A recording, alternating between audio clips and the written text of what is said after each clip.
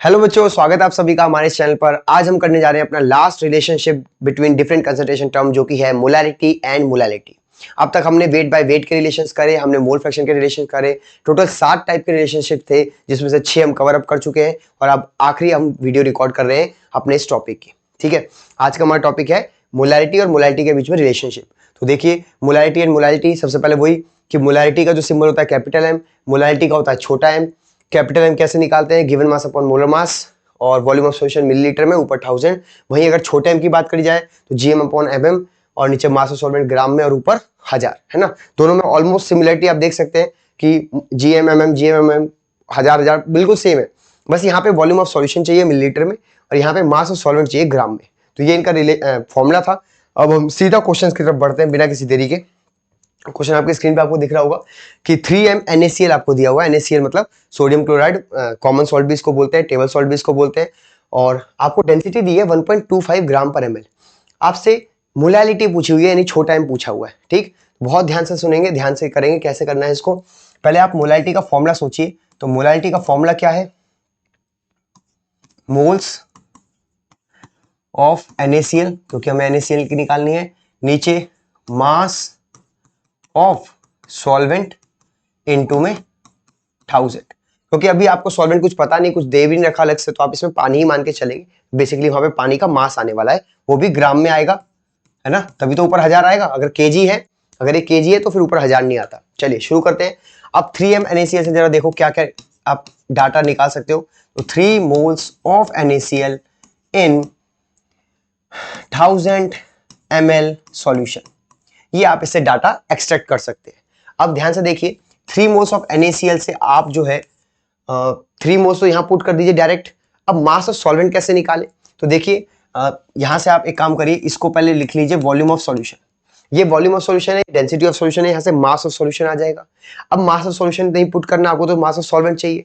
तो ये रहा सॉल्यूट, यहां से सॉल्यूट का वजन निकालिएगा और सॉल्यूशन के वजन से माइनस कर दीजिएगा, तो आपको सॉल्वेंट का मास आ जाएगा। ठीक है, मैं क्या कह रहा हूं मैं करके दिखाता हूं आपको। Density of solution is equal to mass of solution upon में वॉल्यूम ऑफ सॉल्यूशन। ठीक है, वी पूरा बना दो। अब यहां से मास ऑफ सॉल्यूशन का फॉर्मूला निकाल लो, डेंसिटी इंटू वॉल्यूम।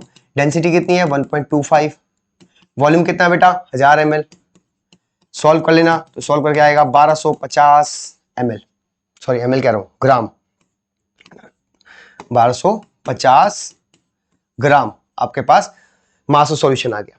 अब ये नहीं पुट करना वहां पे, है ना। हमें क्या पुट करना है? सॉल्वेंट का मास पुट करना है। तो आप एक काम करिए, यहां से मास निकाल लीजिए। कैसे निकालेंगे? वही मोल वाले फॉर्मूले से, मोल इंटू मोलर मास वाले से। तो मोल है 3 और मोलर मास होता है इसका 58.5, क्योंकि Na का वजन होता है 23 और Cl का होता है 35.5, दोनों को जोड़िएगा तो 58.5 आएगा।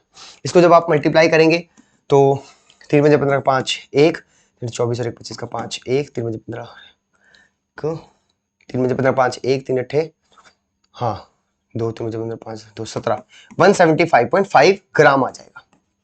अब ये तो सॉल्यूट का वजन आ गया, है ना। मास आ गया किसका? ये मास आ गया NaCl का। तो अगर 1250 ग्राम सॉल्यूशन का वजन है, तो इसमें से ऑब्वियसली कुछ वजन NaCl का होगा और कुछ वजन इसमें से पानी यानी हमारे सॉल्वेंट का होगा। अब इसका कितना आ गया? 175.5। तो अगर इसमें से माइनस करोगे तो ये आएगा 1074.5 ग्राम।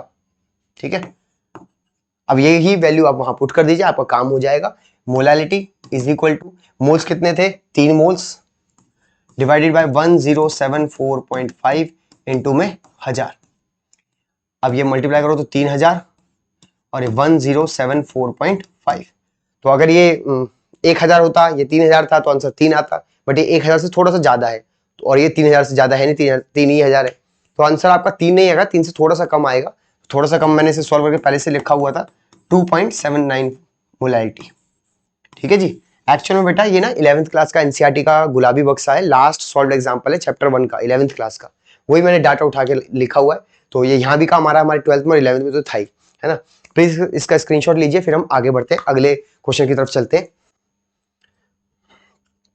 चलिए देखते हैं क्वेश्चन नंबर 2, इसको सॉल्व कर लेते हैं फटाफट। आपको मोलैलिटी दिया हुआ है इस बार ग्लूकोज का, और आपको मोलैरिटी निकालना है। ये लास्ट क्वेश्चन है, फिर मैं 2 क्वेश्चन होमवर्क देता हूं और फिर हम इस टॉपिक को वाइंड अप करते हैं। तो यहां से जरा देखें क्या क्या निकल सकता है। 2 मोल्स ऑफ C6H12 O6 जिसका मोलर मास 180 होता है, मैंने पहले लिख दिया, इन 1000 ग्राम सॉल्वेंट, है ना। मोलारिटी दिया हुआ बेटा, मोलारिटी में तो सॉल्वेंट लेते हैं, मोलारिटी होता है तो उसमें वॉल्यूम लेते हैं, वो भी सॉल्यूशन का लेते हैं। तो अब यहां से करना क्या क्या है, हमें चाहिए मोलारिटी के लिए चाहिए भाई, हमें चाहिए मोल्स, ठीक है, मोल्स ऑफ किसके, ग्लूकोज, ठीक है, मोल्स ऑफ ग्लूकोज मिल जाएंगे, बिकॉज ये देखिए ये रहा मोल्स ऑफ ग्लूकोज मिल गए आपको, है ना।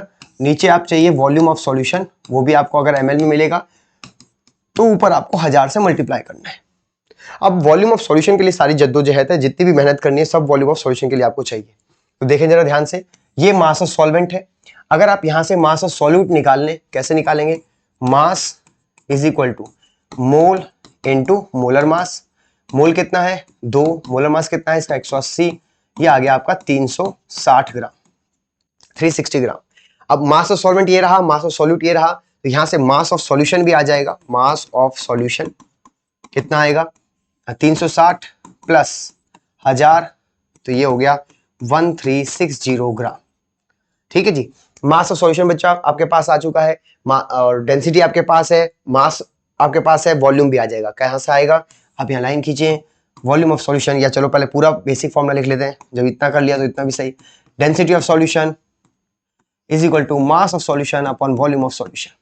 अब वॉल्यूम ऑफ सॉल्यूशन का डायरेक्ट फॉर्मूला अगर लिखें तो डेंसिटी को नीचे ले आना, मास ऑफ सॉल्यूशन अपॉन में डेंसिटी ऑफ सॉल्यूशन, मास कितना है भाई 1360, ओके, और डेंसिटी कितना है, अरे वाह 1 ही है, तो जब आप इसे सॉल्व कर रहे होंगे तो वॉल्यूम ऑफ सॉल्यूशन आ जाएगा 1360 ml, ठीक है, क्योंकि ये आपका ग्राम में था, ये आपका ग्राम पर ml में था, तो ग्राम से ग्राम कट गया होगा, ml ऊपर जाएगा तो ये ml में आंसर आ गया। अब बस वहां पे वैल्यूज पुट करनी है, ये वॉल्यूम ऑफ सॉल्यूशन आ चुका है, मैं दिखा देता हूं आपको वैल्यूज पुट करके, 2 × 1000 अपॉन में 1360, ठीक है, सॉल्व कर लेते हैं, 0 से 0 कट गया, और ये 2 से 2 × 12 2 × 16 68, फिर ये 34 बार में, ये 50 बार में, ये 25 बार में, ये 17 बार में, 25/17 आ जाएगा। आप इसे थोड़ा सा और सॉल्व करें तो आपको पास आंसर आ जाएगा 1.47 के आसपास ही आ रहा होगा, क्योंकि 17 दूनी 34, तो 1.47 मोलैरिटी आपका फाइनल आंसर आ जाएगा, 1.47 मोलैरिटी। प्लीज इसको आराम से देखिएगा, इसको वीडियो को दोबारा चला के देखिएगा, स्लो मोशन में कर लीजिएगा, अगर स्पीड ज्यादा है और स्पीड स्लो है तो आप इसको फास्ट करके देख लीजिएगा, यही फायदा है यूट्यूब वीडियोस का, ठीक है। स्क्रीनशॉट लीजिए, फिर बढ़ते हैं आगे। चलिए, उम्मीद करता हूं आपको समझ आ गया। और ये रहे आपके 2 होमवर्क वाले क्वेश्चन कि 2.75 मोलैरिटी आपको दे रखी है HCl की, और आपको डेंसिटी ऑफ सॉल्यूशन 1.75 ग्राम पर ml दिया है, और आपको मोलैरिटी पूछा गया है। वहीं आपको मोलैरिटी NaOH की दे रखी है अगले क्वेश्चन में, डेंसिटी ऑफ सॉल्यूशन 2 ग्राम पर ml दे रखा है, और आपको मोलैरिटी पूछा गया है ना। तो प्लीज इसका स्क्रीनशॉट लीजिए, और थैंक्स फॉर वॉचिंग।